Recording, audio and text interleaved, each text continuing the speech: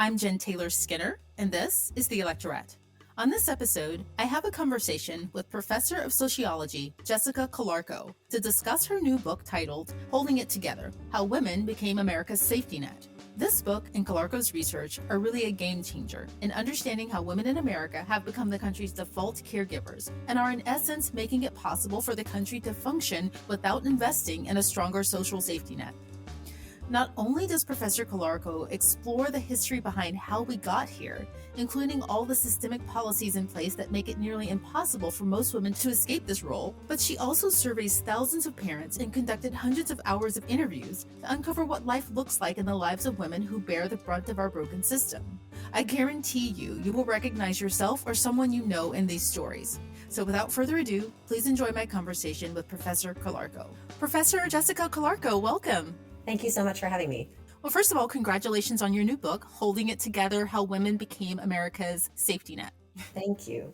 Yeah, I was so excited about the release of the book because when I read the thesis that you lay out, which is essentially that because America lacks an adequate social safety net, women have instead become that social safety net, right? And you argue that not only is this issue systemic, that it's deliberate, right? And there's a systemic agreement to not only trap women in these roles, but it makes it hard for them to avoid becoming a part of the country's social safety net. So before we dig in, I want you to, if you could just define what the social safety net is in this context. Sure. So essentially, a social safety net is a set of programs and policies that are designed to help people manage risk. And other countries have built social safety nets like this. They use taxes and regulations, especially on wealthy people and corporations, to fund the kind of structures that protect people from falling into poverty, that give people a leg up in reaching economic opportunities, and that also ensure that everyone has the time and the energy to contribute equitably and sustainably to a shared project of care. And so in practice, that can mean everything from, universal health care, universal childcare, to things like universal paid family leave, universal sick leave, robust retirement pensions, and even things like limits on paid work hours to ensure that people have time to take care of themselves and their families as well. In the context of childcare, I think one of the most surprising revelations for me when reading this book was the idea that even before a woman becomes a parent, right, there are systems and policies that are in place that set her up to be trapped into this role of caregiving, right? And that is almost predetermined. It's inevitable in some cases. And the term that you use is mothers in waiting. Can you tell me what that means? What does mothers in waiting mean? So we have essentially trained and prepared women for motherhood from the time that they're old enough to hold a baby doll, in the sense that we are socializing young girls from infancy, from toddlerhood, into seeing themselves as caregivers, into noticing other people's needs, into helping them to see themselves as the ones who are responsible for that kind of labor in our society, in our families, and in our communities. And then building on that, we also expect them to do that work. And we do that in terms of the way that we judge women for not being the ones who step in to care for others, but also in how we penalize women for trying to pursue other things, like paid work, for example, when they also have caregiving responsibilities at home or in their communities. And essentially, we do this because we try to treat women as these future mothers, because we've figured out that one of the most effective ways to push people into doing the work of the social safety net is by leaving them responsible for other people who need help managing risk. And oftentimes that means children, and then leaving them with nowhere to turn for support in managing that responsibility and nowhere to hide when others ask them to manage even more. So essentially, we have this sort of DIY model. Other countries have built these social safety nets. We tell people to figure it out for themselves. And that's, too much risk for young children and other people who are struggling, and even most of us, to be able to manage on our own. And so someone needs to fill in the gaps for them. And women are often the ones who end up doing that work for them. And so the more that we prepare women for those kinds of roles, the easier it is to push women into filling those gaps down the line. When you talk about the idea of mothers in waiting in the book, you give the example of some states that require women to have an ultrasound when they go in for an abortion or before they can have an abortion performed. So what role does that practice have in creating mothers in waiting? Even before the Dobbs decision, states and communities across the country were already taking steps to limit women's access and anyone's access to reproductive care, in the sense of abortions, contraception, stigmatizing, and adding layers of bureaucratic difficulty to these kinds of reproductive care services. And the effect that that has for many people who are considering abortion, is to discourage them from doing so and to make it harder for them to follow through on plans to pursue an abortion, for example, or to even raise questions for themselves. I talk in the book about one mom who I call Brooke, who actually never wanted to be a mom herself, in part because she grew up in a very volatile family environment, and having kids wasn't something that she felt ready for or wanted to do. And yet, like many young people, she accidentally got pregnant in college. And at first, she thought she was going to get an abortion, and her boyfriend's parents were even going to pay for it. But her own mother encouraged her to go get an ultrasound, kind of found out about this. Her mom is very religious and discouraged her from getting the abortion, and promised her that, oh, I'll help you raise the baby. And certainly the levels of, at the time, Indiana did require, where she was living, did require these kinds of ultrasounds before abortions. And this helped ultimately to discourage Brooke from getting that abortion that she planned. And ultimately, this set her on a very different life path. She figured out once the baby was born that her family couldn't afford both childcare and college tuition. And so she ended up dropping out of college and going on to welfare, even moving herself and her child into a shelter, because that was one of the best ways to get out of her family's house, which she didn't really want to be in, and also to access some of the programs that she needed to be able to support herself and her son, things like welfare, and actually ended up working in childcare because that was the best job that she could find to support herself and her son, and had to find a paid job even to qualify for the meager welfare benefits that Indiana provides for low income moms. And so there's this sort of easy trajectory from being pushed into parenthood, especially when you're not ready or prepared for it, into motherhood, and then even into things like low wage jobs that fill in these gaps in our economy, jobs that many others don't often want to fill. And so it makes sense to have women fill those jobs instead. So we are having this national conversation right now, at least those of us who are pro-choice, in the wake of Roe v. Wade being overturned, and we're kind of trying to reimagine what a truly robust reproductive healthcare system could look like. Because even before Roe v. Wade was overturned, in many ways it proved to be inadequate at protecting women. I think the example you just gave was really great for demonstrating that. But I think that often the conversation too often focuses only on abortion, right? But there are other things that happen that we don't actually address before we get to the point where a woman is seeking an abortion. And I'm talking specifically about unintended pregnancies, because there are a lot of countries who deal with that better than we do in the US. How does that fit into this whole idea of women being the social safety net? And how do other countries address, or how do they prevent, rather, unintended pregnancies? Absolutely. So it's certainly, abortion is not the only measure that we can take to help women to better have control over their reproductive futures and their reproductive choices. I mean, certainly other countries take steps to ensure that people have access to contraceptive services and contraceptive care, as well as to health appointments, and even things like sex education in schools. There are many states across the US that have made it extremely difficult, if not impossible, for young people to learn in school about sexual activity, about the consequences, about ways to prevent pregnancy. And that kind of not only limits the knowledge that young people have access to, but also stigmatizes sexuality in ways that can lead to misinformation for young people about the need for contraception, the kinds of risks involved, and the steps that young people can take to address pregnancy. And then I think on top of that, I think we also, the stigma that we wrap this in extends not only to young people, but even to mothers of young children. One of the groups that is actually most likely to get an abortion in the US is people who are women who already have children. And so I think that's another group where the stigma often comes into play. They may technically have access to abortion services, but they oftentimes risk a great deal. I talk in the book about one mother who initially she was actually trying to get pregnant with a second child before the pandemic started. And at the same time, she lost her job at the beginning of the pandemic, and her husband started working overtime hours, and this led to a high level of conflict in their marriage. And so they decided that they were going to wait to try to have the second child that they wanted. And they were using the pull-out method, in part because she is not able to take hormonal birth control pills for health reasons, like many women in the US. And ultimately, she asked him to pull out every time they had sex, and he didn't.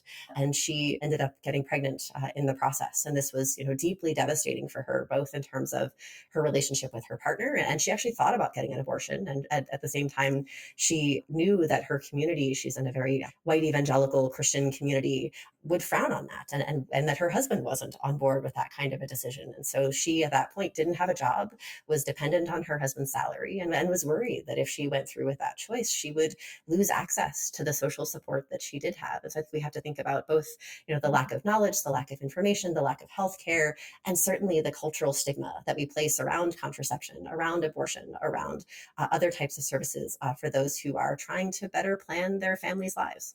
There are lots of stories in the book, and this is one that really stuck with me. And I think the woman in the book is called Audrey, and the husband is called Colby. Yes. Yeah, but it was such a hard story because you described it very well here. But when you read it in the book, it's so heart wrenching because the woman in the book, Audrey, she had trouble finding someone that she could trust, that she could talk to, because she felt that she had been sexually assaulted when her husband did not pull out. And that was a word or a phrase that no one would agree with her on, right? She had trouble finding someone to say, yes, I think my husband sexually assaulted me. And she was kind of caught, in this, feeling of, feeling betrayed by her husband, and then being kind of, trapped in essence by having a second child that she wasn't prepared for, that she didn't want, right? Absolutely. Can you talk about that a little bit more, about her feelings about that? Sure, and also not only trapped, but also gaslit by her community into feeling like she tried to talk to other women in her community, to other moms that she'd met through her church group, to other women in her family about this, trying to get them to see that she was struggling with this unintended pregnancy, with the sexual assault that she experienced from her husband, and wanted to find people to talk about this with. And yet everyone shut her down and said, no, no, no, that's not sexual assault. That doesn't count this way. Like, it's in the context of marriage, and really discouraged her from seeing this as a trauma in the way that she experienced it, and also made it feel to her as though she had nowhere to turn for support. And so that's part of why she decided that she couldn't go through with things like an abortion, couldn't go through with, she even thought about possibly leaving her husband, but worried about how she didn't feel as though she had anywhere to turn in her community to be able to help her potentially through that process. And knowing, especially without a job and without childcare, that was going to be tremendously challenging for her to try to set out on her own without that kind of support.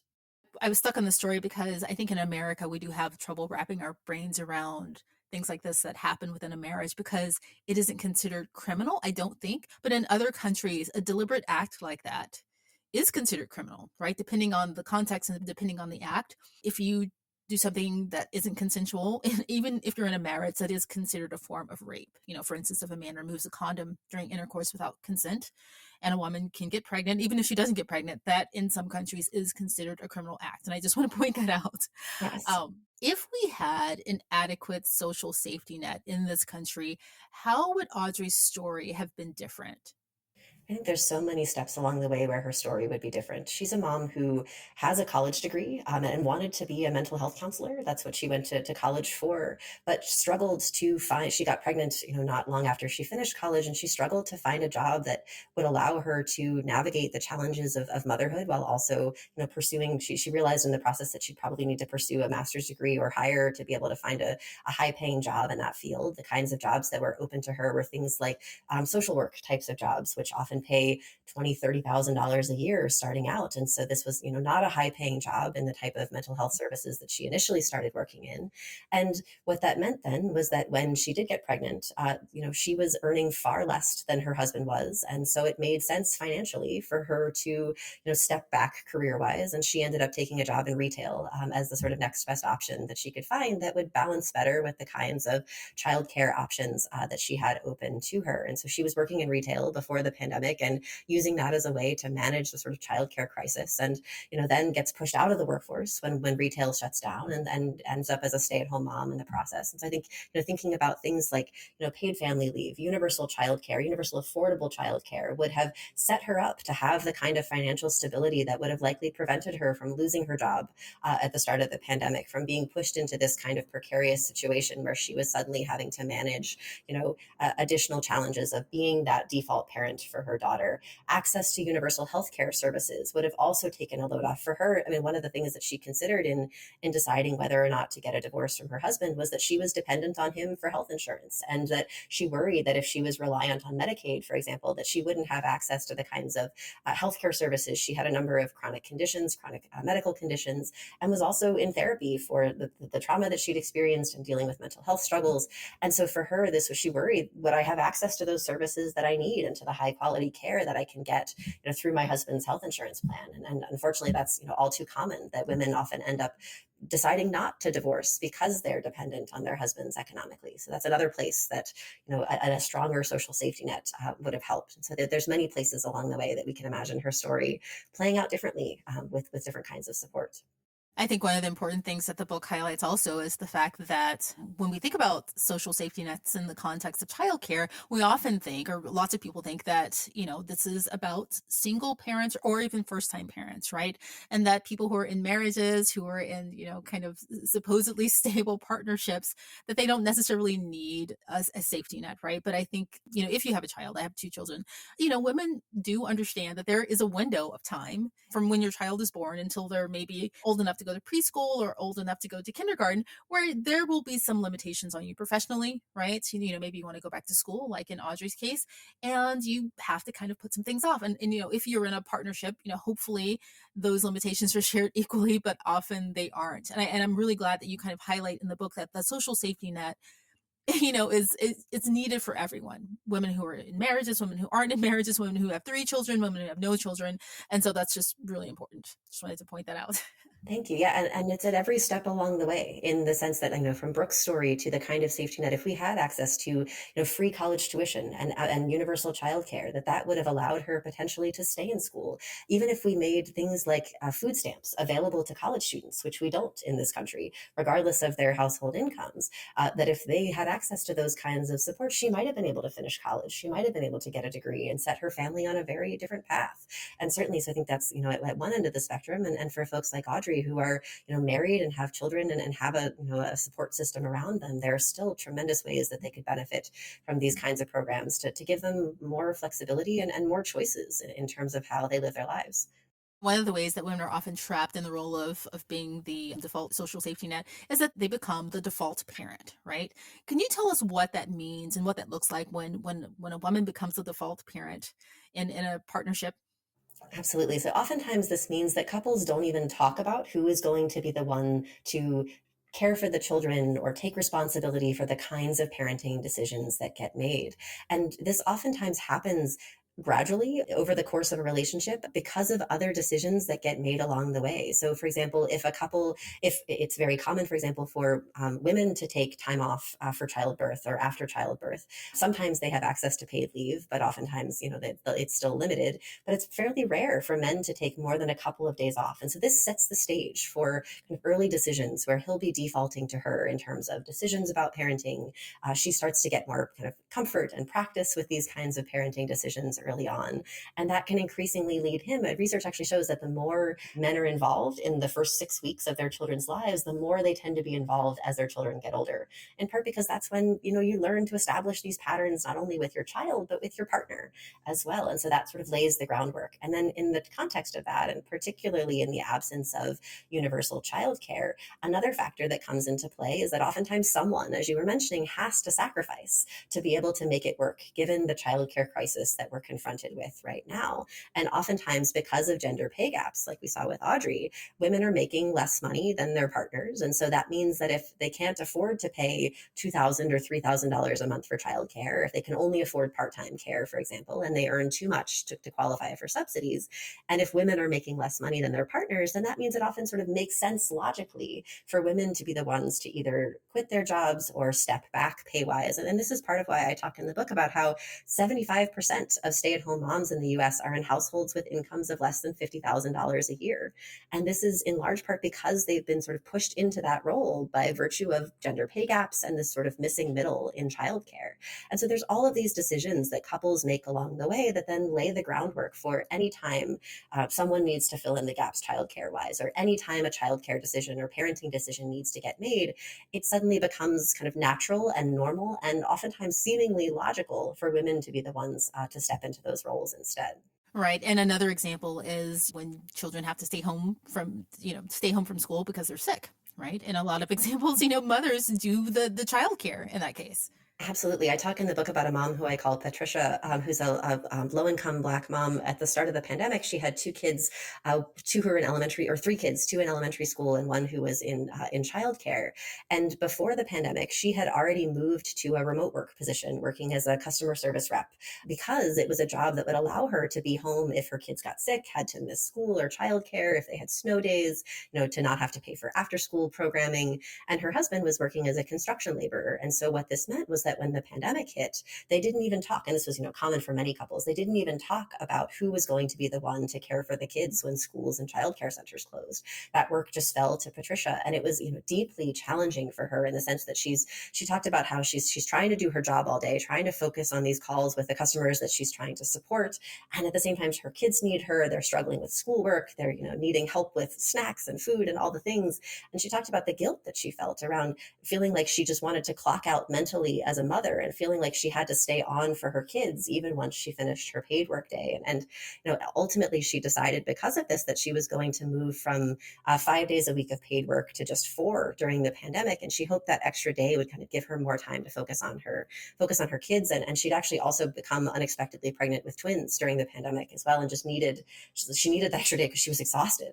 And at the same time, it ultimately in the process, her extended family found out that she had this extra day off. And Patricia was in a relatively working class Black community, and in her family was one of the only people with a reliable vehicle.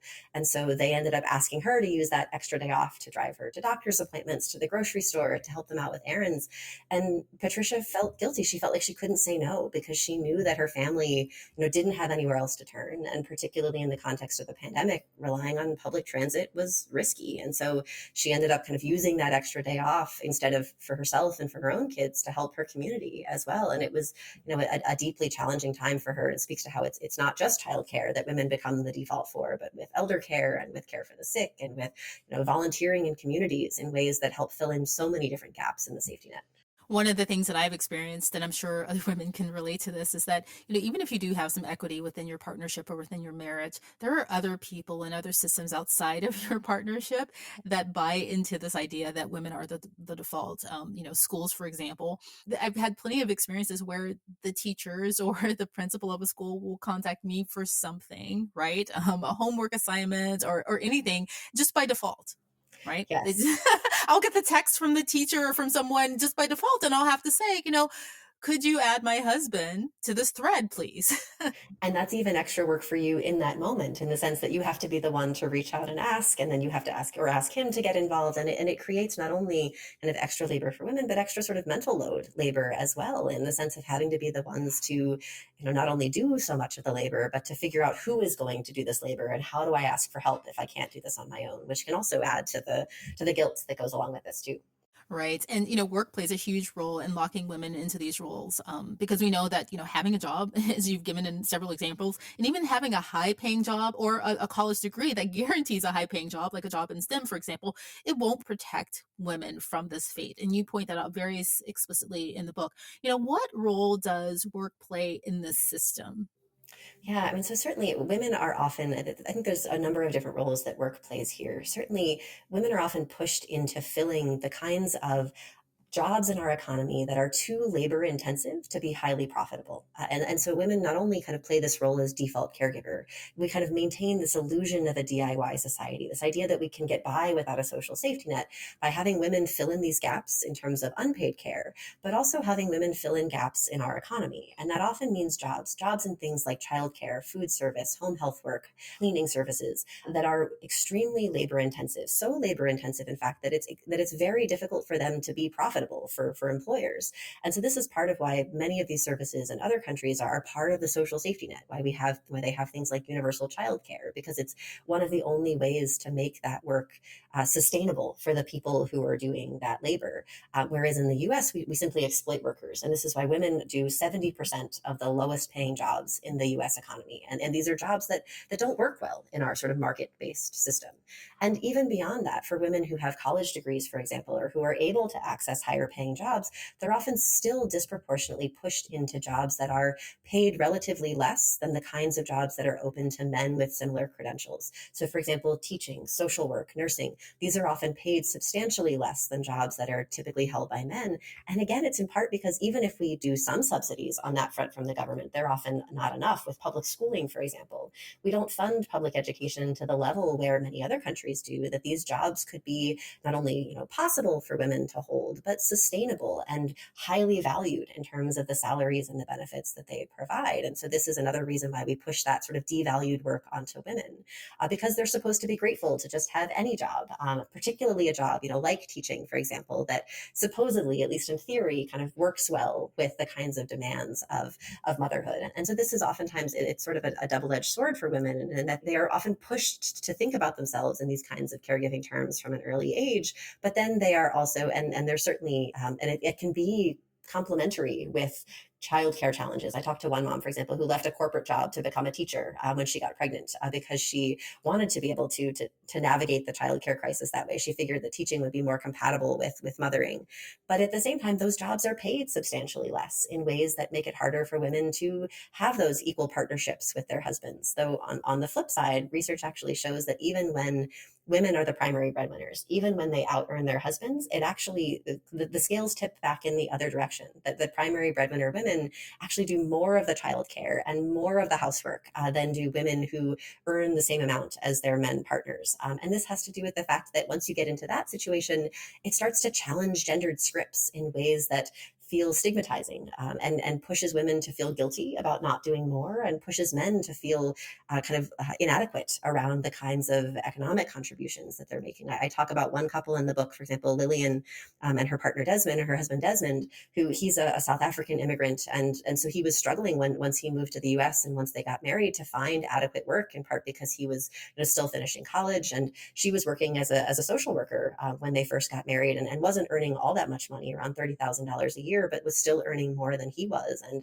this created tremendous challenges in their marriage, in part because he was facing a lot of pressure from his own family to send money back home and to be this primary breadwinner. And so Lillian, she ends up doing a disproportionate share of the caregiving, certainly relative to other women who, relative to men whose partner was only working part-time or was as a primary stay-at-home parent. And so it creates a lot of guilt and challenges for women on those fronts as well. Yes, and we've talked about guilt quite a bit here, and but there are some non-systemic pieces to this puzzle, like guilt, right? Some cultural practices and some gaslighting you mentioned that kind of keep women in the role of default caretakers. Can you give me some more examples of how just culturally, things that aren't legislation or lack of policies and not systemic necessarily, that we keep women in these roles as caretakers?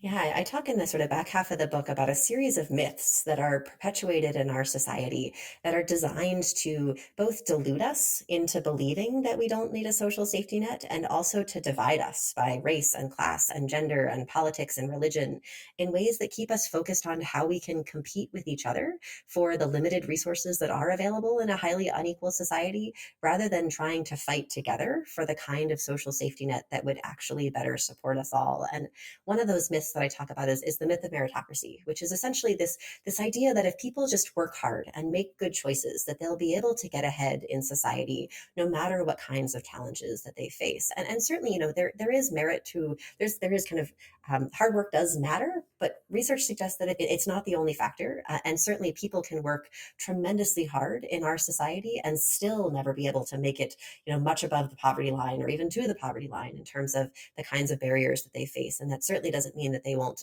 struggle in the kinds of lives that they lead. And on the flip side, there are many people who are extremely wealthy and extremely privileged in our society who may not work very hard and may not have the kinds of mindsets that we typically associate with merit.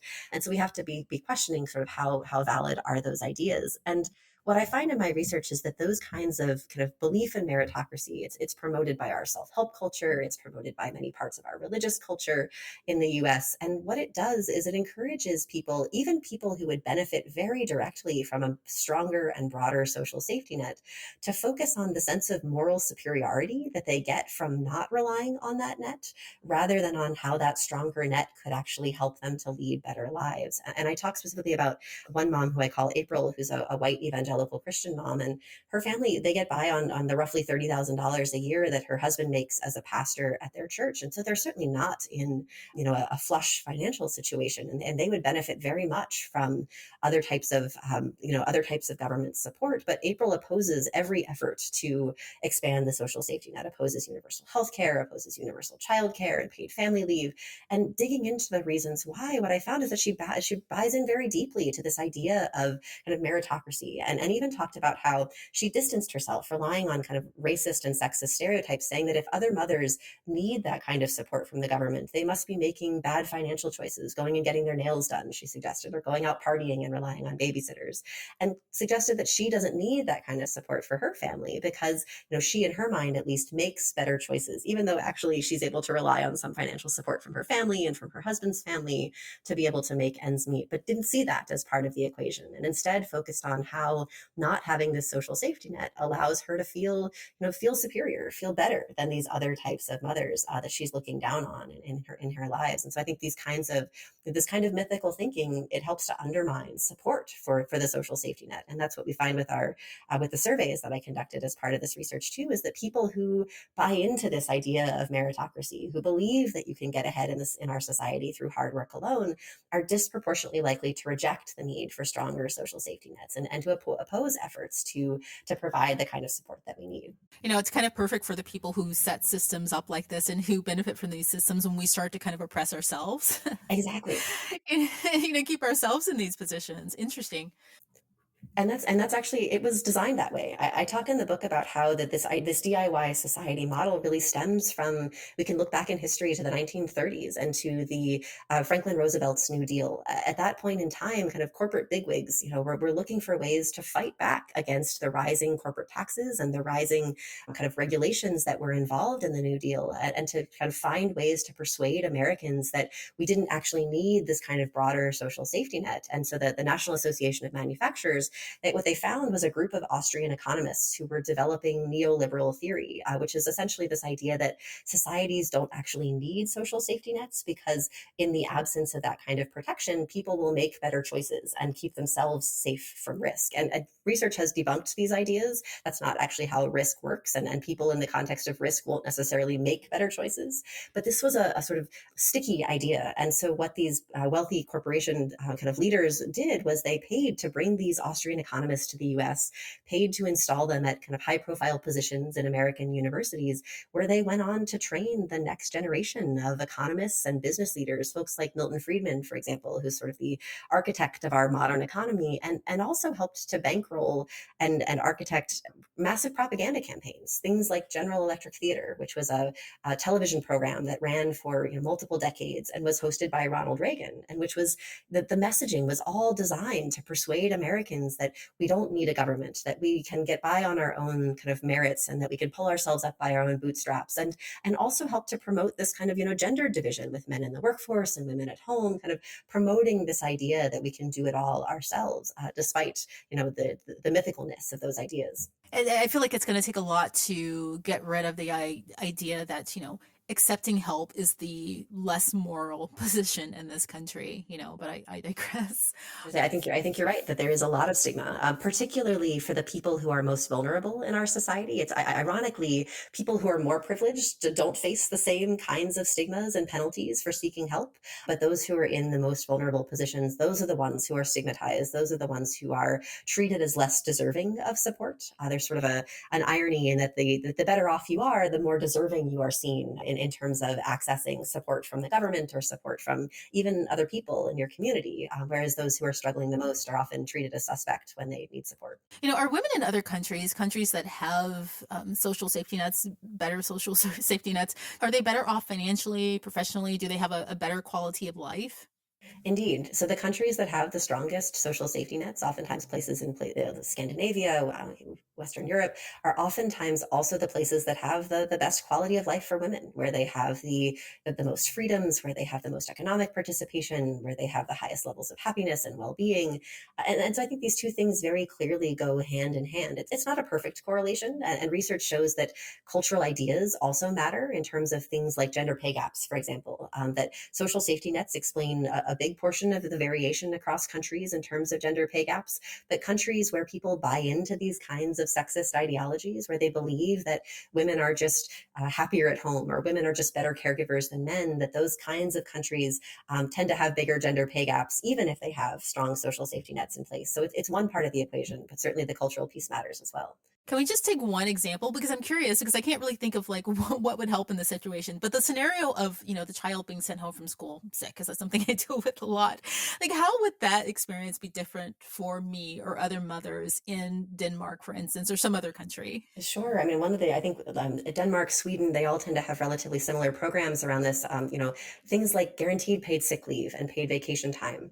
In Sweden, for example, new parents have access to 480 days of leave to divide between two parents or one parent alone if it's just a single parent family. So that's 18 months of leave that they can divide up in a number of different ways to care for their children until they then start universal childcare and preschool, which covers all kids from ages 1 to 5.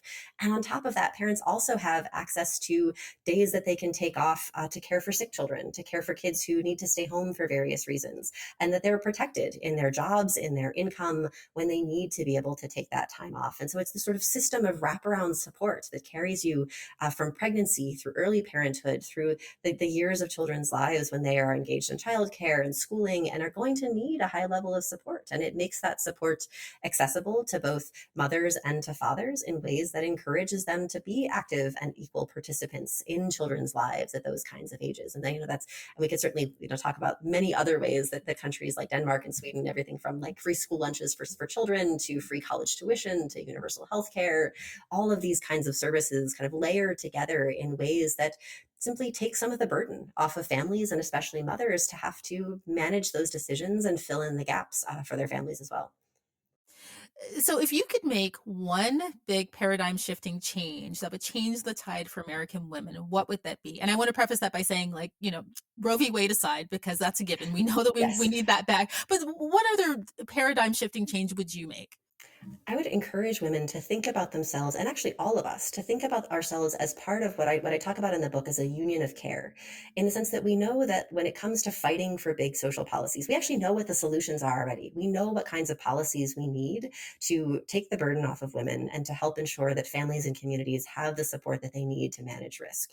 We can follow the example that other countries have set for us. The problem is actually getting people on board, getting people to be willing to see this as enough of a priority that they will put their votes there, that they will put their time and energies toward fighting for these kinds of social policies.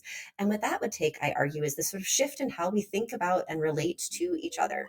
And on that front, labor unions have been shown to be one of the most effective ways to get people to see their shared interests and to fight together for better policies, oftentimes at the local or employer level. But the problem there is that it leaves out people who aren't part of the paid economy, who aren't engaged in paid work. And so I encourage people to think in the book about how actually all of us, one thing that we all have in common is that we are part of networks of care. We are all either giving or receiving care, and oftentimes doing both at almost every point of our lives.